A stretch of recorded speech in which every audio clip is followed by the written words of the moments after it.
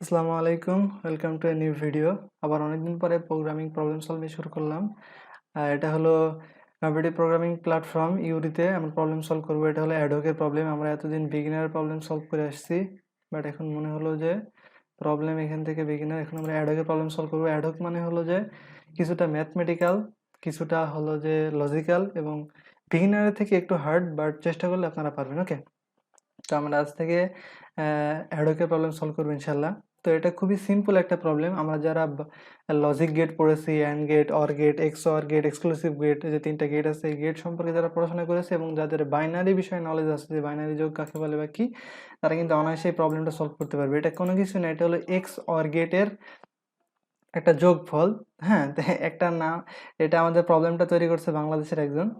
তো এখানে বলা হচ্ছে যে তোমাকে দুইটা নাম্বার দেওয়া হবে 32 বিটের। এই যে এখানে দেখতে পাচ্ছেন 8 8 8 16 16 16 32, 32 বিটের দুইটা বাইনারি সংখ্যা দেওয়া হবে। তোমাকে ওই দুইটা যোগ করে বলতে হবে, এটা যোগ করতে হবে কি, এক্স অর যোগ করতে হবে। এক্স অর গেট যেভাবে যোগ করে সেভাবে যোগ করতে হবে।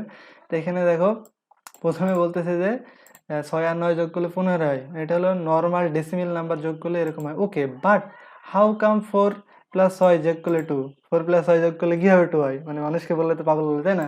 তো এটা হয় বাইনারিতে। হ্যাঁ, তো এটা বাইনারিতে কিভাবে হয় আমি যদি একটু দেখাই,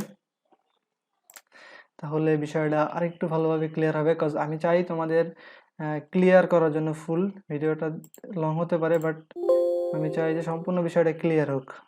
এই যে ওকে, তো বাইনারি নাম্বার কিভাবে যোগ করে, মনে করো 4-এর বাইনারি, আমরা জানি যে 4-এর বাইনারি হলো যে 0 1 1 1, ঠিক আছে। আর আমাদের 6-এর বাইনারি কত? 6-এর বাইনারি হলো 0 1 1 0। তো এটা যদি আমরা বাইনারি যোগ করি, 4 বিটের বাইনারি যোগ করি, তাহলে কি হয়? 0 0 যোগ করলে হবে 0, 0 1 যোগ করলে হবে 1, 1 1 যোগ করলে হবে 0, আর আমরা ক্যারি ধরবো না, সো 0 0 যোগ করলে হবে 0। সো আমাদের অ্যান্সার আসে 2। It's very simple. ওকে, এটাকে ডেসিমেলে কনভার্ট করলে আসে 2।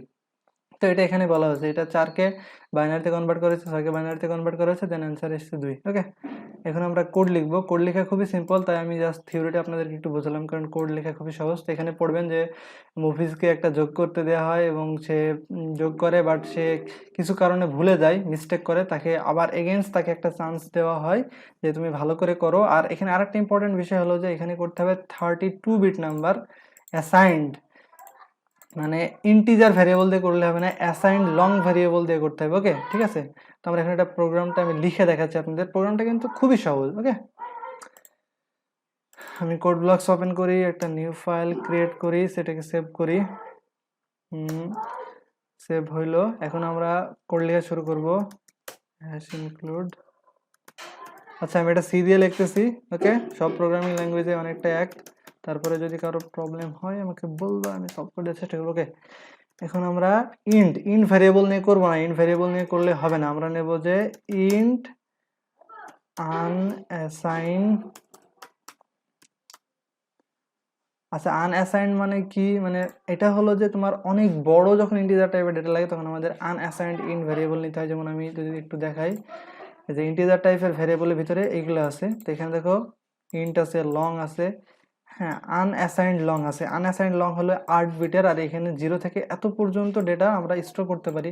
অন্যদিকে আমাদের যদি ইন্টিজার নিই, ইন্টিজারে জাস্ট এতটুক ডাটা আমাদের মানে ইনপুট মানে নিতে পারবে, ক্যাপাবিলিটি আছে, স্টোরেজ ক্ষমতা আছে। সো আমাদের যখন অনেক বড় ইন্টিজার লাগবে, তখন আমাদের অবশ্যই আনঅ্যাসাইন্ড লং লাগবে, ইন্ট আনঅ্যাসাইন্ড লং। তো আমরা ইন্ট আনঅ্যাসাইন্ড লং দিয়ে দেবো, দেন আমরা দুটো ভেরিয়েবল ডিক্লেয়ার করে নিতে পারি, আইজে ফর এক্সাম্পল। ওকে, আমি খুব শর্টে প্রোগ্রামটা করে দেখানোর চেষ্টা করবো। দেন আমাদের এখানে আরো একটা বিষয় বলা হয়েছে যে এদের ইনপুট নেবে।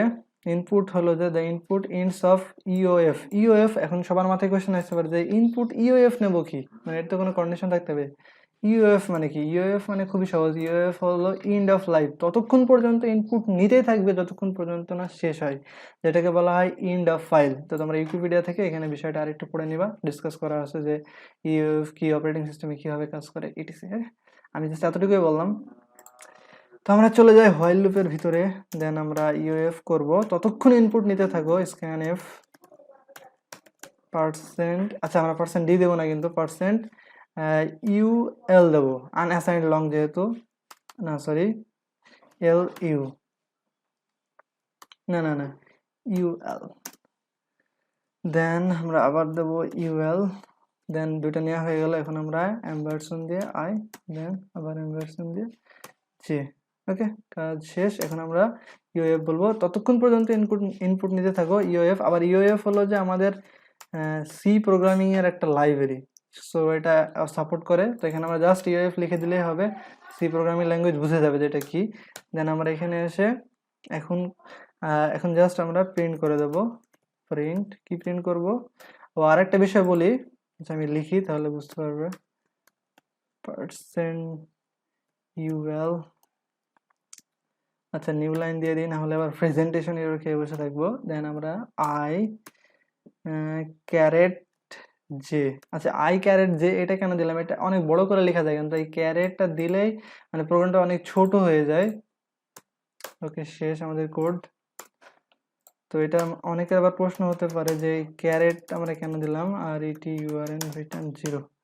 ওকে, এটা হলো যে এক্স অর গেটকে যোগ করার জন্য এটা ইউজ করা হয়। এটার অনেক ইউজ আছে, তো আপনারা যদি এটা উইকিপিডিয়াতে সার্চ করেন, এটার নাম হলো ক্যারেট। ওকে, তো এটা অনেকগুলো ইউজ আছে, যেমন ইউজ হলো যে এই যে এখানে অনেকগুলো ইউজ আছে। তো এইগুলোর ভিতরে আমাদের এক একটা মেইন ইউজ করা হয়। তো আমাদের প্রোগ্রামিং ল্যাঙ্গুয়েজ এটা কি বলতেছে, এটা জাস্ট আপনারা এখান থেকে একটু পড়ে নেবেন। এই যে X or gate and X গেটগুলোকে যোগ করার জন্য এটা ইউজ করা হয়। জাস্ট এই চিহ্নটা দিলেই আমাদের আর কোনো কিছু করা লাগবে না। ওকে, এতটুকুই। ওকে, আই হোপ দ্যাট ঠিক আছে সব কিছু। আমি যদি এখন রান করি, রান হবে ইনশাল্লাহ। প্রিন্ট, আচ্ছা প্রিন্ট দিয়েছি আমরা এখানে, প্রিন্ট হবে, সরি পাইথন লিখে লিখে আমার সিতে একটু প্রবলেম হচ্ছে। ডোন্ট ওয়ারি, কোনো ব্যাপার না। আমরা এখন এগুলো রান করে দেখবো যে সব ঠিক আছে নাকি। তো আমরা এখানে 4 6 দেব। আচ্ছা, উল্টা পাল্টা আসতেছে। আচ্ছা আচ্ছা, আমাদের একটু মিস্টেক হয়েছে, এখানে UL হবে না, এখানে LU হবে। সরি আমি একটু ভুল করে ফেলেছি, sorry. LU, %LU, then backslash n, IJ। ওকে, নাও ঠিক আছে আই থিঙ্ক।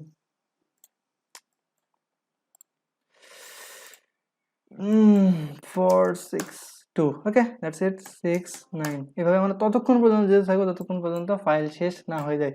এটাকে বলা হয় EOF ইনপুট। যত জায়গাতে আপনারা EOF ইনপুট দেখবেন তত জায়গাতে আপনারা হোয়াইল লুপ ইউজ করবেন, আর এইভাবে স্ক্যানএফ এর ভিতরে ইনপুট নিতে থাকবেন। নট ইকুয়াল ততক্ষণই ইনপুট নিতে থাকো যতক্ষণ পর্যন্ত ফাইল শেষ না হয়ে যায়। আর এখানে হলো যে %LU, এখানে এটা প্রিন্ট করো I এই যে ক্যারেট জে, মানে এটার এক্স অর গেট যোগ করলে যেটা হয় সেটা আমাদেরকে দাও। তো আমরা কোড এখান থেকে কপি করে নিলাম। ওকে, তো আমাদের বলতেছে মুভিসকে হেল্প করো।